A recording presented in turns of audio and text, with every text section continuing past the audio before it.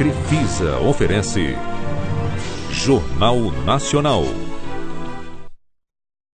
Boa noite. Boa noite. O impasse sobre pontos da reforma da Previdência atrasa a votação do parecer do relatório. A idade mínima para policiais se torna o centro dos debates na quarta-feira. Uma bebê brasileira de 2 anos desaparece na fronteira de Estados Unidos e México. Na Líbia, o ataque a um centro de imigrantes deixa 44 mortos. O Brasil tem mais que o triplo de mortes por dengue em relação ao mesmo período do ano passado. O Rio de Janeiro enfrenta um caos nos hospitais municipais, estaduais e federais. A licitação para construir um autódromo na cidade é alvo de suspeita e investigação. Embaixadores da Alemanha e da Noruega se reúnem com o ministro do Meio Ambiente e admitem encerrar o Fundo de Proteção da Amazônia. As holandesas conquistam vaga na final do Mundial Feminino de Futebol. E a vitória sobre os argentinos põe a seleção masculina na decisão da Copa América. Agora, no Jornal Nacional.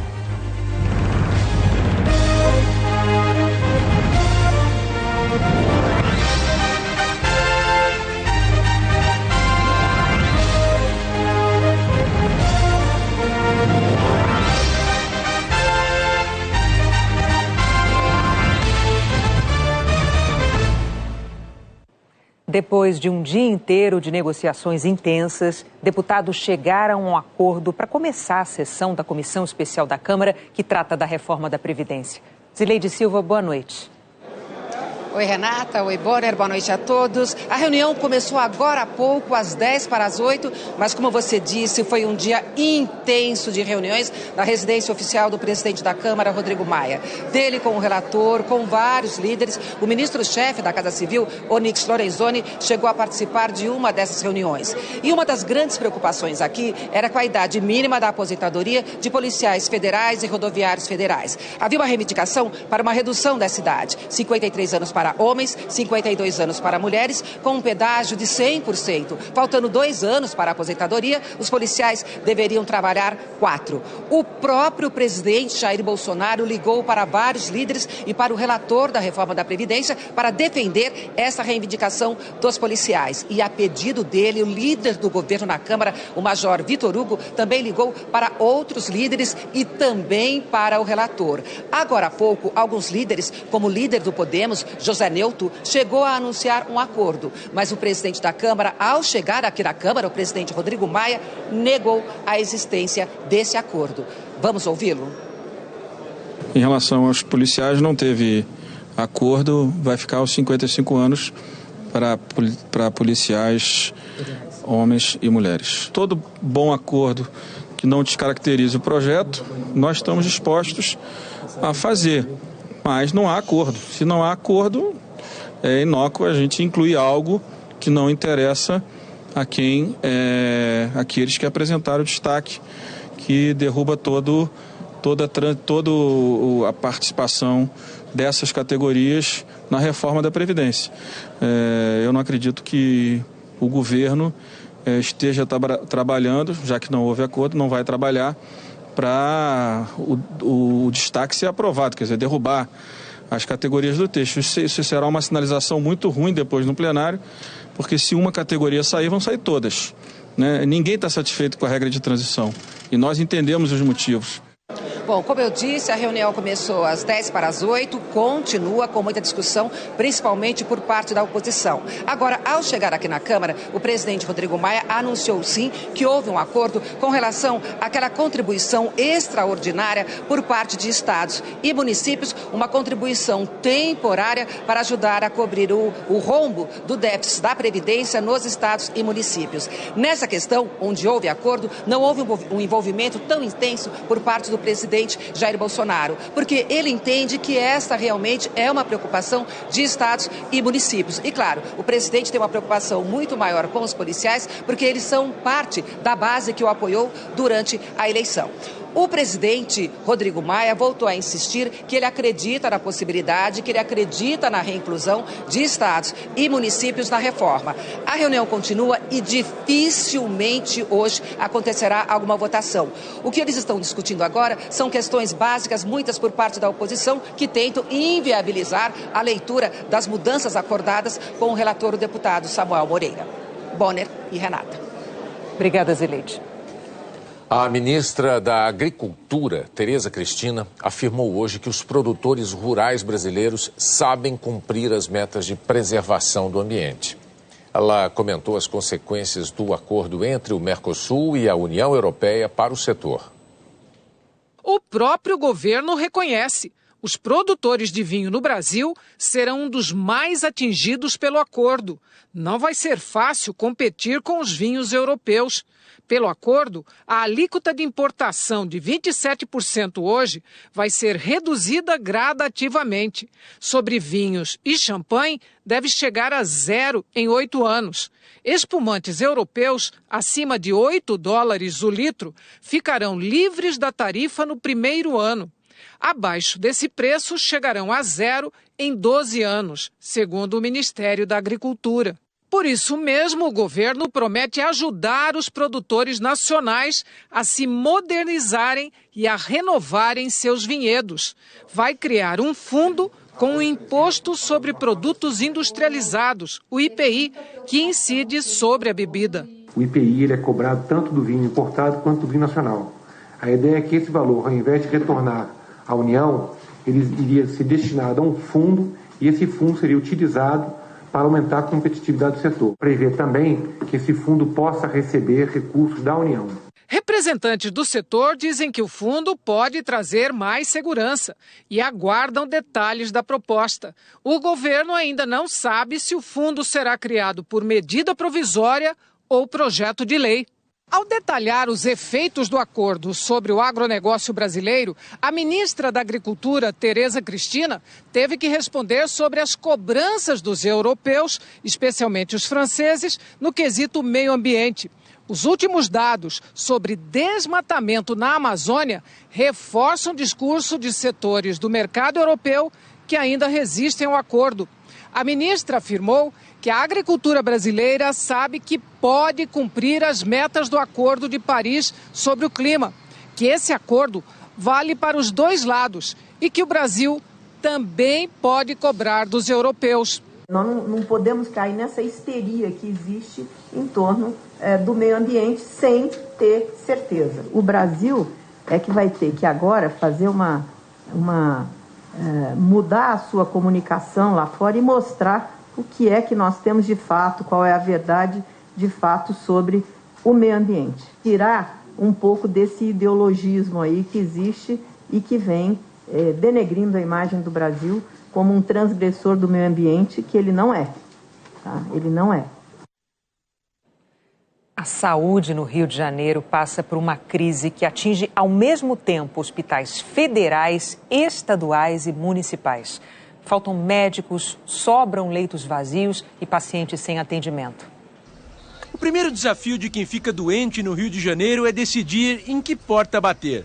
Na crise federal? Não tem médico, eu vou para casa para quê? Na crise estadual? Muitos antibióticos faltam na casa. Estamos trabalhando com coisas mínimas. Ou na crise municipal? É um absurdo! No hospital não tem uma cadeira! É a primeira vez que a União, o Estado do Rio de Janeiro e o município do Rio de Janeiro enfrentam essa crise simultaneamente. Antigamente o município estava em crise, mas ele tinha um suporte da União ou do Estado, e vice-versa.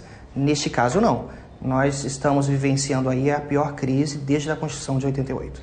Um hospital sem filas parece o cenário ideal. Mas o Hospital Federal de Bom Sucesso atingiu essa condição pelo motivo errado. Os pacientes já sabem da falta de médicos e da precariedade no atendimento. Por isso, nem vem mais para cá. E uma emergência que faz 1.200 atendimentos por mês está assim, vazia. Segundo a direção do hospital, só casos considerados gravíssimos são atendidos. A emergência precisaria de 200 médicos, mas, segundo funcionários, só tem 53. A Justiça determinou hoje que, em 48 horas, a União Federal informe quantos médicos trabalham na emergência e que medidas estão sendo tomadas para resolver o problema. Enquanto isso, pacientes sofrem com a dor física ou a dor indescritível quando não há mais nada a fazer. Alzira perdeu o irmão, que ficou 1 mês internado na emergência. Não tinha médico. Não aguentou, foi passar a vermelha. Em menos de 1 hora veio a óbito. A Defensoria Pública do Estado do Rio diz que a falta de médicos é generalizada, o que deixa as unidades de saúde com capacidade ociosa. Somando a carência dos hospitais federais, estaduais e municipais, o Rio tem mais de 1.000 leitos sem uso, que poderiam estar servindo a população. Ou seja, eles existem fisicamente, mas não estão em operação porque não tem pessoas para trabalhar e operacionalizarem esses leitos. Um exemplo é o Hospital Municipal Pedro II. No último domingo ele estava assim, salas e corredores vazios. E a carência não é só de médicos. Em outro hospital municipal, o Lourenço Jorge, faltam até vigilantes, como conta essa médica. Essa semana que passou, um camarada de jaleco branco circulou por dentro do hospital e foi pego lá dentro da sala do estar do pessoal dos médicos, da clínica médica, mexendo na bolsa de uma doutora, de uma residente. No Hospital Municipal Souza Aguiar, a maior emergência do Rio, pacientes esperam do lado de fora, enquanto lá dentro equipamentos não funcionam. Nesta ala, leitos foram fechados porque o teto ameaça cair. Um hospital desse tão bom, podendo acolher tanta gente dessa maneira. Mas os governantes é assim, infelizmente, daí para pior. O Ministério da Saúde informou que os contratos temporários passam por renovação, que haverá contratações de inscritos no último concurso, que a direção do Hospital de Bom Sucesso está tomando providências para recompor a equipe da emergência e que nenhum paciente está sem assistência. A Secretaria Estadual de Saúde alegou que em janeiro encontrou uma crise financeira e de gestão no estado, que já voltou a fazer repasses em dia aos fornecedores e que não há interrupção de atendimento nas unidades da rede estadual. A Secretaria Municipal de Saúde reconheceu que há um déficit de leitos para pacientes de longa permanência. Afirmou que prepara um chamamento para instituições que oferecem esse tipo de serviço, que publicou um edital de concurso no mês passado para contratar 900 médicos efetivos e que abriu inscrições para a seleção de 121 temporários. E nesta mesmíssima cidade do Rio de Janeiro, uma empresa venceu licitação para construir um autódromo. Mas ela nem tem recursos suficientes para a obra e ainda apresentou garantias que, para o Banco Central, não têm validade. É no escritório desse prédio, no centro do Rio, onde fica a sede da Rio Motor Park Holding S.A. A empresa é a vencedora da licitação para construir e administrar o autódromo de Deodoro. Um terreno de 4,5 km de extensão que pertence ao Exército na zona norte da cidade. A licitação foi no dia 20 de maio. A Rio Motor Park foi a única concorrente a um contrato de concessão no valor de 697 milhões de reais, válido por 35 anos. O G1, o portal de notícias da Globo, revelou que a empresa foi criada em janeiro, 11 dias antes do lançamento da concorrência, com um capital social de apenas 100 mil reais. Ela pertence a uma holding sediada em Delaware, nos Estados Unidos, onde a legislação protege o anonimato dos sócios das empresas. E se apresenta como especialista em gestão de instalação de esportes. Os indícios de irregularidades no processo de licitação chamaram a atenção da Comissão de Valores Mobiliários e do Ministério Público Federal. A CVM e o MPF apontam questões que precisam de esclarecimentos, como o fato de a empresa ter sido criada às pressas, sem sede definida, sem apresentar recursos suficientes para arcar com uma obra de quase 700 milhões de reais. O presidente da Rio Motor Park explicou que a empresa não precisa ter capital, porque apresentou uma garantia financeira. O valor que nós entregamos no primeiro momento para a licitação é um valor de 1%, que é de 6.970.000, que é uma carta-fiança, né, de banco. E agora, nesse segundo momento, nós temos que dar uma outra carta-fiança ou um outro tipo de garantia no valor de 69 milhões. No item 14.1 do edital, consta a seguinte exigência.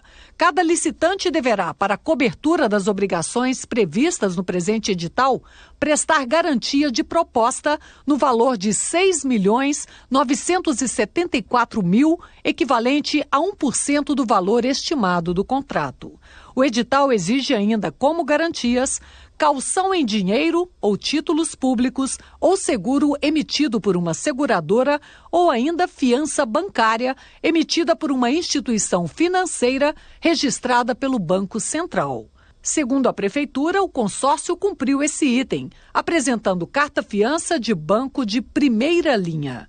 Mas o consórcio apresentou como garantia uma carta-fiança da empresa Maximus Bank, que tem sede em Bauru, no interior de São Paulo. O Banco Central informou que a Maximus não é uma instituição autorizada e ela já foi impedida pelo Tribunal de Contas da União de oferecer garantia em pelo menos uma licitação.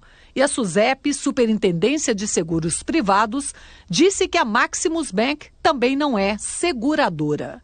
Uma questão que pode gerar nulidade da licitação, segundo este especialista. A administração pública, normalmente, quando recebe esses documentos sensíveis, ela tem o dever de investigar a origem e a fidedignidade dos documentos, né? Se porventura não fez, esse documento nada vale. O empresário J.R. Pereira é sócio de outra empresa que está em processo de falência e tem dívidas de 24 milhões de reais com a União. Hoje, o jornal O Globo revelou que a Comissão de Valores Mobiliários abriu uma investigação sobre a Rio Motor Park. Os técnicos da CVM manifestam preocupação com os investidores e dizem que falta clareza sobre de onde viriam os fundos responsáveis pelos recursos. E dizem ainda que a situação cadastral, patrimonial e física da Rio Motor Park não é compatível com o porte do empreendimento. A Prefeitura do Rio de Janeiro afirmou que a emissão da carta-fiança pela Maximus Bank está regular com o processo licitatório e que a empresa já forneceu fiança para outras licitações do município. A Rio Motor Park declarou que optou pela Maximus Bank por ela já ter prestado serviços semelhantes ao governo do estado e à Prefeitura do Rio. A Maximus Bank afirmou que não é banco, mas que pode fazer cartas de fiança. E ainda no Rio de Janeiro, a polícia descobriu que a maior milícia do estado recebeu autorização do poder público para explorar a atividade de extração de água. 6 integrantes da quadrilha foram presos hoje por lavagem de dinheiro. Os caminhões e as máquinas pesadas pararam de vez hoje. Era nesta área, ao lado de um rio em Seropédica, na região metropolitana do Rio de Janeiro, que a milícia investia no negócio sem se preocupar com a fiscalização. Até porque, para extrair areia usada em obras, ou captar e envasar água mineral adicionada de sais, os criminosos tinham autorização das autoridades. Segundo a polícia, a empresa da milícia que explorava o terreno e vendia os produtos tinha licença emitida pela Prefeitura, o Estado e o governo federal. Aí ficou fácil usar o negócio legal para praticar um crime, lavar dinheiro. A sede da empresa da milícia, a Macla Extração e Comércio de Saibro, fica neste prédio no Recreio Zona Oeste do Rio. E relatórios do COAF, o Conselho de Controle de Atividade Financeira, mostram que a Macla movimentou pelo menos 41 milhões de reais nos últimos 5 anos. Eles abriram uma empresa de extração de saibro, de areia e terraplanagem e jogava todo esse dinheiro ilícito conseguido com as atividades da milícia nessa empresa, para, a partir daí, conseguir retornar esse dinheiro de forma lícita, com aparência de lícita. O caminho do dinheiro da milícia vinha sendo investigado desde 2012.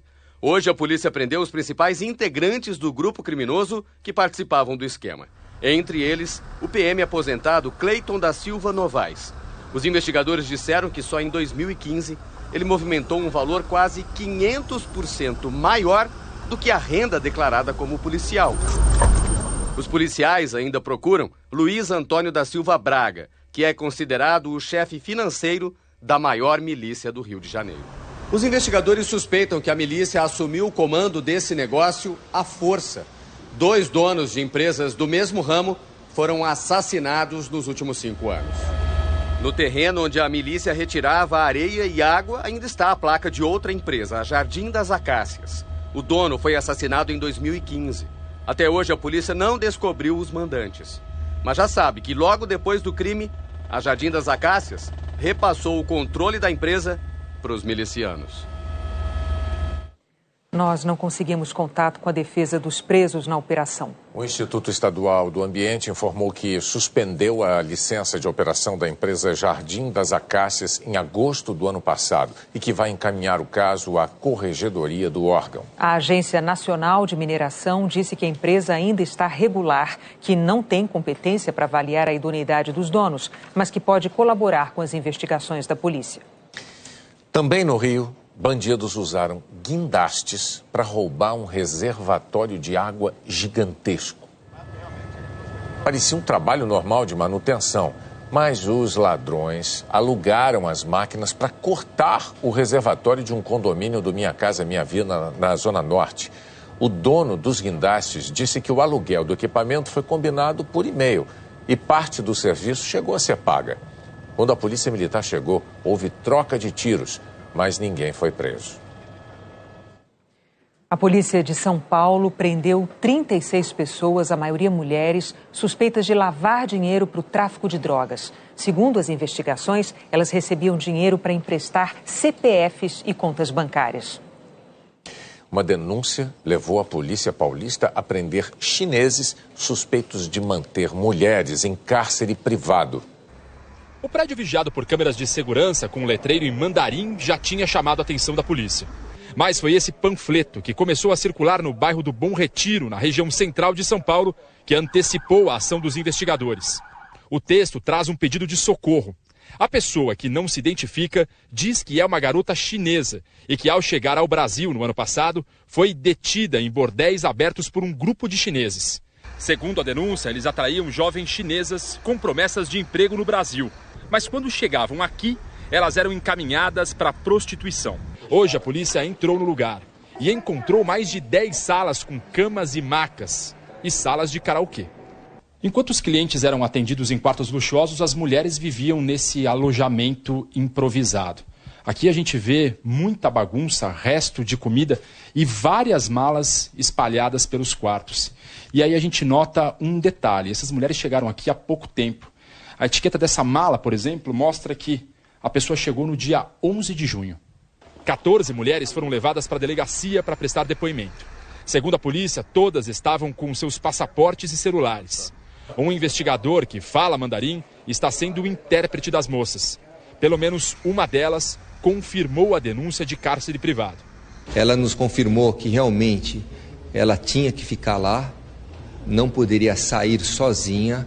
Ou seja, ela estava sendo mantida em cárcere, somente saía com acompanhamento. No começo da noite, o cônsul-geral adjunto da China foi à delegacia para acompanhar os depoimentos. Ainda não sabemos os detalhes. Vamos primeiro dar uma olhada e conversar com as vítimas. Deputados e senadores decidiram criar uma comissão parlamentar mista para investigar fake news. O suposto uso de perfis falsos para influenciar no resultado das últimas eleições, o bullying digital e também o aliciamento de crianças pela internet. O presidente do Senado, Davi Alcolumbre, leu hoje o requerimento de instalação. Agora, os líderes dos partidos terão que indicar os integrantes da comissão: 15 deputados e 15 senadores. O Senado começou hoje a tramitar o pacote anticrime do ministro Sérgio Moro. A apresentação na Comissão de Constituição e Justiça, que seria só na semana que vem, foi antecipada para hoje. O texto mantém vários pontos do projeto original. No Senado, o pacote tem 3 relatores, com pareceres divididos por temas. O senador Marcos Duval fez mudanças em relação ao texto do ministro da Justiça, Sérgio Moro. Uma delas foi em relação à legítima defesa. O termo violenta emoção foi retirado dos critérios para a legítima defesa. Tiramos a questão sobre fortes emoções, porque isso dava uma margem muito perigosa da pessoa, né, de se embasar nisso para poder justificar a sua ação sobre a sua esposa, sobre seus filhos. Marcos Duval manteve outras propostas do mesmo jeito que foram enviadas por Moro, como aumentar a punição para o comércio ilegal de armas, punir grupos que atuam como milícias, sequestro de bens de integrantes de organizações criminosas e o plea bargain, uma espécie de acordo, uma confissão por parte do acusado em troca de pena menor. O relatório do senador Márcio Bittar, do MDB, que trata de Caixa 2, também foi lido na Comissão de Constituição e Justiça. A pena é de 2 a 5 anos de prisão para quem doar e para quem receber. E determina que, se o dinheiro tiver origem em atividade criminosa ou se algum agente público atuar para viabilizar o Caixa 2, a pena pode aumentar de 1 a 2 terços. Na Câmara, o pacote anticrime é analisado por um grupo de trabalho. A etapa seguinte é o projeto ser analisado em uma comissão especial, que ainda tem que ser criada. O deputado Capitão Augusto, do PL, apresentou hoje o relatório que, além do pacote de Moro, inclui propostas do ministro do Supremo Tribunal Federal, Alexandre de Moraes. O parecer prevê a prisão após condenação em segunda instância, legítima defesa para agentes públicos, com liberação da prisão em flagrante caso comprovado que o agente agiu para se defender. Mudanças na lei para aumentar a punição ao comércio ilegal de armas. Aumento da pena máxima de prisão no país de 30 para 40 anos. O que for aprovado na Câmara também terá que passar pelo Senado e vice-versa. O pacote que vai prevalecer é o que for aprovado primeiro nas duas casas. Mas esse desfecho vai ficar para depois do recesso parlamentar. Agora uma correção. Na segunda-feira, numa reportagem sobre a criação de varas de combate ao crime organizado no Tribunal de Justiça do Rio, nós mostramos um mapa com exemplos de outros estados. E naquela ilustração apareceu o estado de Rondônia, enquanto o texto citava erroneamente Roraima. A partir do ano que vem, o Enem vai ter uma versão digital das provas. 50 mil alunos em 15 capitais vão poder optar pelo uso de computador no lugar da prova de papel. Segundo o Ministério da Educação, o plano é ir implantando, ou melhor, ampliando esse número até 2026. Neste ano, não vai haver mudança. As provas do Enem estão marcadas para os dias 3 e 10 de novembro. 5 milhões de estudantes estão inscritos. A seguir, uma menina brasileira desaparece na fronteira de Estados Unidos e México. Libertada na Itália, a alemã que enfrentou a guarda costeira para ajudar imigrantes. Com o Mercado Pago, você não tem só uma maquininha. Tem uma companhia inteira a serviço do seu negócio. O usuário tem vendido mais este mês. Analisando opções de empréstimo para oferecer. Empréstimo autorizado, senhor. Aguardando um soquinho no ar em 3, 2, 1. Tenha acesso a empréstimos sem burocracia. Tenha muito mais que uma maquininha. Mercado Pago. As manhãs da Globo são pra você se inspirar, para você se informar, para transformar o seu dia em um bom dia. Bom dia! Muito bom dia, São Paulo. Bom dia. Bom dia. Bom dia.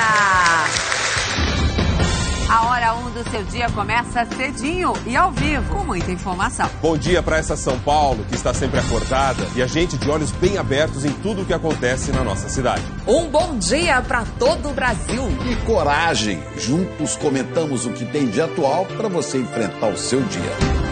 E para deixar a sua manhã muito mais você, a gente te espera com deliciosas histórias. Então tá marcado, nosso encontro cheio de ideias, trocas de experiências, músicas e aquela energia para você ter um ótimo dia.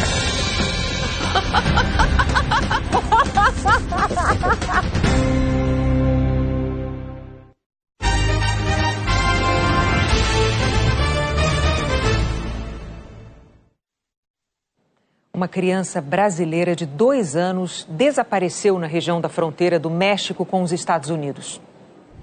O Rio Grande marca quase metade da fronteira do México com os Estados Unidos. As buscas estão concentradas na região próxima à cidade americana de Del Rio.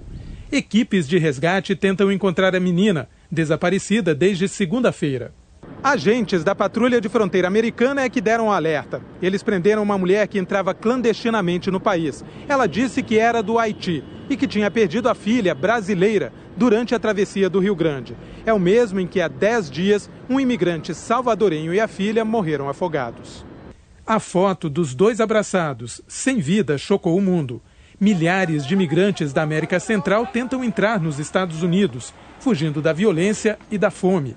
O presidente Donald Trump comentou hoje pela primeira vez o relatório que denunciou as condições degradantes dos centros de detenção de imigrantes nos Estados Unidos. Ele declarou: se os imigrantes ilegais estão infelizes com as condições dos centros de detenção, é só dizer para eles não virem. Em Brasília, o ministro das Relações Exteriores declarou que está acompanhando o caso por meio do Consulado-Geral do Brasil em Houston e que não vai divulgar informações adicionais em respeito à privacidade dos envolvidos. A mulher que desafiou a guarda costeira italiana saiu da prisão domiciliar hoje. Era a comandante de um barco de imigrantes. Uma vitória do coração, escreveu um famoso jornalista italiano. No sábado, a capitã Carola Rackete desobedeceu a proibição e atracou à força no porto de Lampedusa, trazendo cerca de 40 imigrantes resgatados na costa da Líbia. A justiça italiana reconheceu que ela cumpriu o dever de salvar vidas. Carola se disse comovida pelas demonstrações de solidariedade, mas também recebeu ameaças e está em local secreto. O ministro do Interior, Matteo Salvini, não aceitou a derrota política e tentou expulsar a alemã. Não conseguiu. Imagens que chegam da Líbia confirmam que o país não é uma rota segura para quem tenta chegar à Europa. Um bombardeio ontem num campo de detenção de imigrantes matou mais de 40 pessoas e feriu mais de 100. A Líbia é um país dividido. O governo oficial de Fayez al-Serraj tem apoio da Itália e das Nações Unidas. Um governo paralelo, com sede em Benghazi, é comandado pelo general Khalifa Haftar, com apoio do Egito e dos Emirados Árabes Unidos. A França declarou apoio ao governo oficial, mas também tem fornecido armas e treinamento a Haftar para combater os terroristas do Estado Islâmico. O general Haftar quer conquistar Trípoli e as duas forças estão em guerra civil. Os dois lados culpam um ao outro pelo bombardeio. A ONU já se posicionou que pode se tratar de crime de guerra e pediu uma investigação independente. A Polícia Federal abriu um inquérito para investigar o militar brasileiro preso na semana passada na Espanha, transportando cocaína num avião da FAB. Ele já é alvo de um inquérito policial militar da Aeronáutica. Hoje, o jornal espanhol El País divulgou uma foto da mala de mão do sargento com 39 quilos de cocaína. A foto foi tirada ao lado do scanner do aeroporto de Sevilha. Manuel Silva Rodrigues era comissário de bordo de um avião da comitiva do presidente Jair Bolsonaro em viagem ao Japão. A erupção do vulcão Stromboli matou um turista hoje na Itália. Parte da ilha teve incêndios e ficou encoberta por fumaça e cinzas. A vítima teria sido atingida por pedras. O vulcão Stromboli é um dos mais ativos do planeta. Está em erupção quase contínua há 87 anos. Números divulgados hoje sobre os danos provocados no Brasil pelo mosquito Aedes aegypti. O país teve mais de 1.200.000 casos de dengue neste ano. 414 pessoas morreram. É mais que o triplo das 129 mortes registradas no mesmo período do ano passado. O Ministério da Saúde também registrou até junho 75.000 casos de chikungunya e mais de 7.000 casos de zika. Embaixadores da Noruega e da Alemanha se reuniram hoje com o ministro do Meio Ambiente, Ricardo Salles, para tratar do futuro do Fundo da Amazônia. E saíram admitindo até a hipótese de extinção. Os dois países são responsáveis por financiar esse fundo e têm pressionado o Brasil para que não deixe o Acordo de Paris. É um tratado internacional de preservação do clima. A mais recente notícia que os doadores do Fundo Amazônia, Noruega e Alemanha, não esperavam foi a extinção do Comitê Orientador do Fundo. Sem o comitê, novos projetos estão suspensos. É mais um atrito e não se descarta a possibilidade de extinção do fundo que garante mais de 3 bilhões de reais a projetos do governo federal, estados e ONGs no Brasil. Se há a possibilidade de descontinuidade, em teoria sim. Mas o que nós estamos falando aqui é de continuidade de algo com mais afinco, mais dedicação e maior sinergia entre os diversos os diversos envolvidos, Alemanha, Noruega e governo brasileiro. É justamente por isso que nós estamos fazendo esse esforço e é nesse sentido que nós vamos caminhar. As reclamações da Noruega e da Alemanha começaram em maio, quando o governo confirmou que quer usar o dinheiro, por exemplo, para indenizar donos de propriedades em áreas de conservação. Os países doadores não concordaram e desde então começaram reuniões com o governo brasileiro para tratar dessas mudanças, com a possibilidade de suspender os recursos. Hoje, na terceira reunião, foi estabelecido um prazo de 2 semanas para que sejam apresentadas soluções. A continuidade do fundo depende das respostas do governo brasileiro. Os doadores não abrem mão de que o dinheiro seja usado principalmente para combater o desmatamento. A prioridade da Noruega agora é apoiar o Brasil para cumprir com o acordo de Paris. E para nós, podemos fazer isso de maneira de diminuir o desmatamento e apoiar um desenvolvimento sustentável. Nós queremos continuar essa cooperação e então nós vamos fazer nossa parte para continuar. O Fundo Amazônia vai ser um dos temas da entrevista do ministro Ricardo Salles, logo mais ao vivo na Central Globo News. O programa, comandado por Heraldo Pereira, começa às 11 da noite, horário de Brasília. Hora da previsão do tempo. Oi, Eliana Marques, boa noite. Quais são os destaques para a gente hoje? Boa noite a todos vocês. Olha, aconselho pessoal do Sul a reforçar o agasalho. Nesse momento já tem muita cidade no Rio Grande do Sul, também na Serra Gaúcha e na Serra Catarinense, com temperaturas em torno de 4, 5, 6 graus. E para amanhã tem previsão de geada em grande parte do Rio Grande do Sul, também lá na Serra Catarinense, chance alta aqui nessas áreas que estão em vermelho, chance média nas regiões em amarelo e nas regiões em verde uma chance mais baixa. Para ter geada, a temperatura tem que estar próxima de 0 grau. No litoral gaúcho e no sul de Santa Catarina, o risco é de rajadas de vento de até 80 km por hora, velocidade capaz aí de derrubar árvores, destelhar casas e nessas condições é claro que a navegação deve ser evitada. São esperadas ondas de até 3 metros amanhã entre Santa Vitória do Palmar e Laguna. A Marinha estendeu esse aviso aqui até sábado e incluiu também o trecho que vai de Santos, São Paulo até Arraial do Cabo, no Rio de Janeiro. Falando em Rio, a capital fluminense, que hoje teve muito calor e umidade do ar bem baixa, amanhã já tem possibilidade de voltar a ter chuva a partir da tarde. Previsão de chuva também aqui entre o sul de Minas Gerais, grande parte de Mato Grosso do Sul e nas áreas aqui em laranja, olha, que incluem o norte do Paraná e grande parte de São Paulo, o risco de temporal é bem maior. A chuva e os ventos são resultado de uma frente fria muito forte que está associada a um ciclone extratropical. E essa área de alta pressão atmosférica aqui é a responsável pela entrada do ar polar. Renata. Vamos falar um pouquinho mais das temperaturas no resto do país, Eliana? Vamos sim, esse ar polar aí, olha, é o que está fazendo frio já nesse momento. Para amanhã em Porto Alegre, mínima de apenas 3 graus, lá em Florianópolis 10 e em Curitiba 9 de mínima.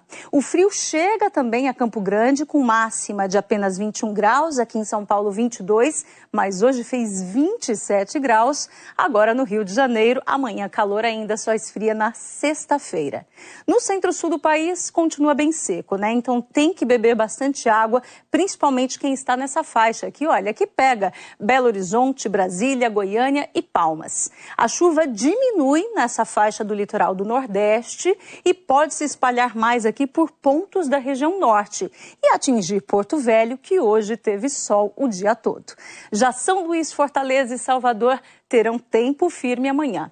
E na sexta-feira está mantida a previsão de neve com uma chance menor nessas áreas mais claras aqui do nosso mapa. Agora nessa área mais escura, que vai desde Caçador em Santa Catarina até Gramado na Serra Gaúcha, aí a chance de nevar na sexta-feira é de moderada a alta. Então incluindo a região lá de Gramado, que há bastante tempo não vê neve. Tá bom, vamos acompanhando até o fim da semana. Obrigada, Eliana. A seguir, até amanhã. As holandesas vencem as suecas, estão na final da Copa Feminina de Futebol. E você vai ver um resumo da vitória da seleção sobre a Argentina no Mineirão.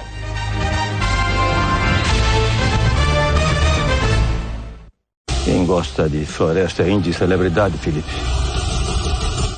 O povo gosta de dinheiro e dinheiro não vai faltar.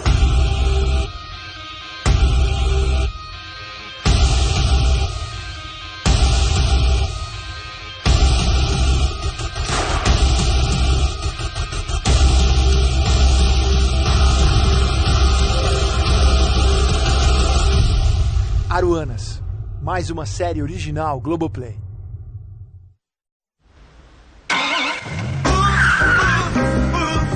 Novo Arizo 5 da Caoa Sherry. Com motor Turboflex de 150 cavalos, câmbio automático CVT de 7 velocidades e freios a disco nas 4 rodas, o Arizo 5 garante desempenho esportivo com conforto, sofisticação e economia. Venha dirigir uma nova emoção. Arizo 5 da Caoa Sherry. Vocês sabem que a gente sempre está fazendo o melhor para você ter tudo dentro da sua casa. Mas ter sua casa própria é bem melhor. Este sempre foi o nosso sonho e o Santander está aqui para realizar. E olha que legal, você pode juntar renda para financiar do amigo, do vizinho, do companheiro, de quem vocês quiserem. E a taxa é a menor do mercado. E você ainda leva uma geladeira da nossa loja. Isso é o que a gente faz para você ser feliz hoje e por muitos anos. Amadeu tentou convencer Maria da Paz a desistir de se casar, mas ela não deu ouvidos. Para. Já jogou seu veneno. Já plantou sua maldade. Só que ele descobriu que a mãe do noivo pode ser uma importante aliada. Eu sei que a senhora é contra o casamento do seu filho Regis. Vamos nos unir, dona Gladys. Vamos impedir o casamento do Regis com a Maria da Paz. Daqui a pouco, a dona do pedaço.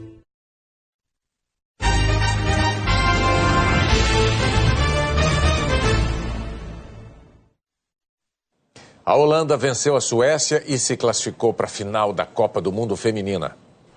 Não se deixe enganar por esse carinho todo antes do jogo. Em semifinal de Copa do Mundo, quando a bola rola, a história muda. Holanda e Suécia fizeram uma partida pegada e muito equilibrada. Para a torcida holandesa, tudo era novidade. É a segunda participação do país em mundiais, a primeira semifinal.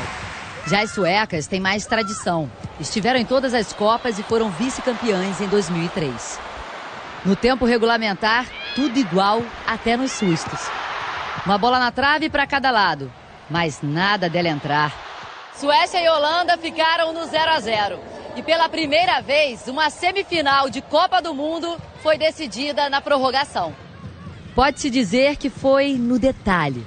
A zagueira sueca tentou tirar, mas a bola sobrou nos pés de Groningen e ela encaixou no cantinho. Desta vez, sem chances para a goleira. Holanda classificada para a final da Copa do Mundo. Numa noite em que até o céu teve a cor da festa. A Globo vai transmitir a final entre Estados Unidos e Holanda neste domingo ao meio-dia, no horário de Brasília. Pela Copa América, as seleções do Chile e do Peru vão decidir ainda hoje qual vai enfrentar a seleção brasileira na final. Peruanos, animados, barulhentos, chilenos, também em ritmo de festa, mas mais tranquilos. As duas torcidas querem voltar a conquistar a América, mas uma delas não comemora faz tempo. O Peru não vence a Copa América desde 1975. São 44 anos desde o último título, o segundo da história do país. Em compensação, o Chile busca uma marca histórica, o tricampeonato. Isso não acontece de forma consecutiva desde 1947, com a Argentina. Chile e Peru já se enfrentaram 2 vezes em semifinais de Copa América. Os chilenos eliminaram os peruanos nas 2 vezes. Em 2015 foram campeões em casa, derrotando a Argentina na final. Favoritos? O técnico Reinaldo Rueda garante que não.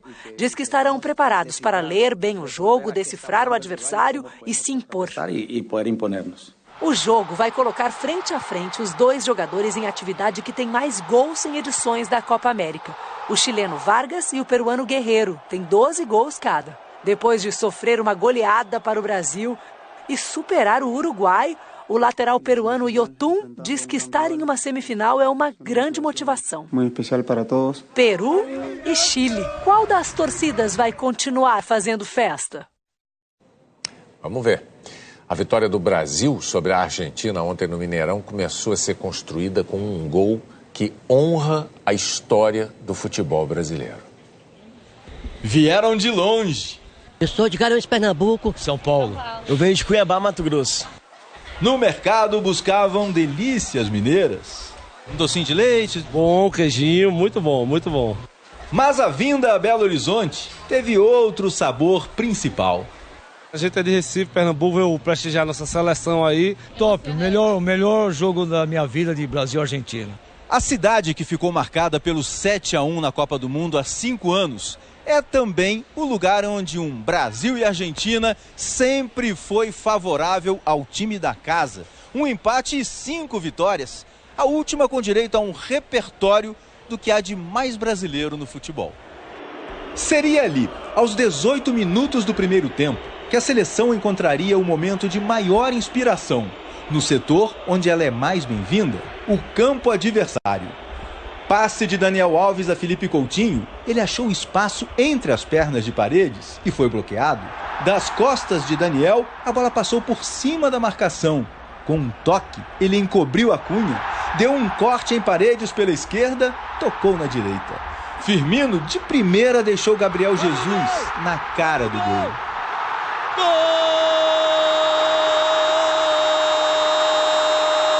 Onde se vê um biquinho, leia-se felicidade, realização, do atacante que passou zerado pela Copa do Mundo e ainda não havia marcado na Copa América. E quantas virtudes cabem em 17 segundos de um único lance? Improviso, na caneta de Coutinho, criatividade, no lençol, ou chapéu, se você preferir, de Dani Alves, leitura de jogo para enxergar o companheiro livre, e com uma pitada de dissimulação, cabeça para um lado, bola para o outro, rapidez de raciocínio no passe de primeira, frieza na conclusão. A essência do estilo brasileiro, pelo alto e pelo chão, contra o maior rival em um jogo decisivo, diante de 52 mil pessoas no Mineirão, para elevar a confiança antes da final de domingo. Que vem o Chile ou o Peru aí, estamos aguardando aí. O Daniel Alves, que fez essa jogada linda e brilhante do primeiro gol, é amigo do argentino Messi. Foi um duelo de alto nível. Antes de entrar em campo, um encontro de capitães. Adversários por uma noite, amigos de longa data. Em 8 anos de Barcelona, Messi e Daniel Alves ganharam juntos todos os títulos possíveis. Mais que amigos e colegas, eles formaram uma parceria histórica. Ninguém deu mais passes para gols de Messi em toda a carreira dele do que o baiano de Juazeiro. 42 assistências. Quando se enfrentaram pela primeira vez por Brasil e Argentina, há 12 anos, eram jovens iniciando suas histórias nas seleções. Daniel fez gol e foi campeão daquela Copa América de 2007. Ontem entraram em campo à frente das fileiras de jogadores, os primeiros a pisar o gramado, os protagonistas de suas seleções. Aos 36 anos, Daniel parece exibir sua melhor versão. Um defensor implacável que refletia o clima de tensão e rivalidade em discussões com a Cunha. Na noite de ontem, Daniel mataria no peito toda e qualquer dificuldade. Lionel Messi, se não mostrou sua mais perfeita versão, foi sim Messi. Ao erguer a bola na cabeça de Agüero, ao arriscar a jogada individual, entrar de carrinho na dividida, mas sem conseguir bom equilíbrio para a conclusão. No segundo tempo, no duelo dos capitães, Daniel começou a jogada. Gabriel Jesus girou sobre a bola e deixou Coutinho na cara do gol, mas o chute subiu demais. Messi respondia, bola na trave. E Daniel chegou a fazer uma falta em Messi, em que poderia ter levado o segundo cartão amarelo, seguido de expulsão. E Messi talvez tenha percebido que sairia do Mineirão sem gol nem glórias, quando viu Alisson segurar a bola enviada ao gol na cobrança de falta. Na noite intensa em Porto Alegre, deu Daniel, deu Brasil. E quando os argentinos pressionavam em busca do empate, o Brasil decidiu o jogo num lance que provocou muitas queixas deles. Aos 25 do segundo tempo, Messi lançou Agüero, que caiu na área pedindo pênalti. O jogo seguiu e Gabriel Jesus matou no peito para puxar o contra-ataque. Ele passou por Pezzella, escapou do agarrão de Otamendi, deixou o Foyt no chão e deu o passe para o Firmino marcar. Brasil 2-0. Um gol para enlouquecer o Mineirão. E para enfurecer os argentinos, que reclamaram de pênalti em Agüero na origem da jogada. Os argentinos também pediram pênalti nesse encontrão de Arthur em Otamendi. Messi reclamou que o árbitro não consultou o monitor do VAR em nenhum dos lances. Com a vaga na final encaminhada, o Brasil se preocupava com possíveis baixas para a decisão. Marquinhos teve um problema intestinal, William uma fisgada na coxa e Jesus sofreu uma pancada no joelho. Os três tentam se recuperar até domingo, quando o Brasil inteiro vai voltar os olhos para o Maracanã. Vai ser a primeira vez do Tite como técnico da seleção no estádio. Porque a boleirada fala assim, ó, jogou bola? Aí fala assim, joguei. Jogou no Maracanã? Não, então tu não jogou bola. Aí fala assim, técnico? Tu é técnico? Tá, treinou no Maracanã? Não, então tu não é técnico. Eu vou treinar no Maracanã pela primeira vez. Fico feliz pela a partida da equipe, pela vitória, a classificação muito importante para a final. Muito feliz, óbvio, pelo gol. Que os gols de ontem sirvam de exemplo, com criatividade e beleza e sem cair diante das adversidades. O Brasil tem tudo para fazer a festa mais uma vez. A Associação de Futebol da Argentina enviou uma carta à Conmebol com uma série de reclamações sobre esta edição da Copa América. A AFA disse que a Argentina foi claramente prejudicada pela arbitragem na partida de ontem. Mencionou o estado ruim dos gramados e as condições de segurança e transporte. Reclamou até da presença do presidente Jair Bolsonaro no gramado do Mineirão durante o intervalo. O Jornal da Globo é depois de Profissão Repórter. Boa noite. Uma boa noite para você e até amanhã.